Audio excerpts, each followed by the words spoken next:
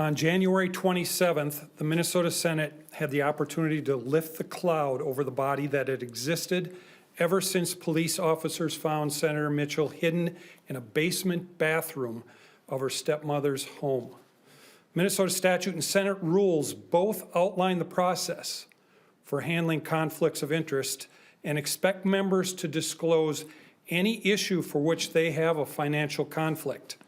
Members are expected to abstain from votes for which they have a financial interest. Senator Mitchell did not disclose her conflict and did not abstain from a procedural vote that stood in the way of a vote on her expulsion. Senator Mitchell had 10 months to contemplate her conflict on this vote. 10 months. She was reminded of it on the floor prior to voting. She voted anyway. Senator Mitchell deliberately and defiantly violated the rules of ethical conduct of the Minnesota Senate. Her vote was a deciding vote that prevented the expulsion vote from occurring.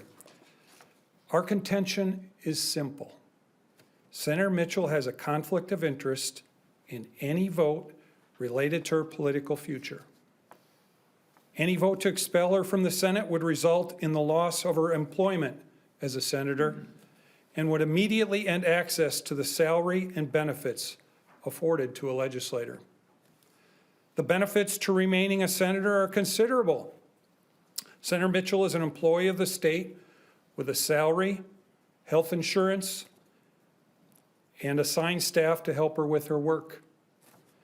And even more so, she has been able to use her position as a senator to delay her trial for months. She had everything to gain from casting her decisive vote on January 27th and everything to lose. If she were expelled, she'd lose a job, health benefits, staff, and her trial would be able to proceed because she would lose the privileges and statute that exclusively are granted to legislators. This complaint stands separate from her criminal case and independent of other ethics complaints before us today. It doesn't need to wait for her criminal trial to conclude to be decided.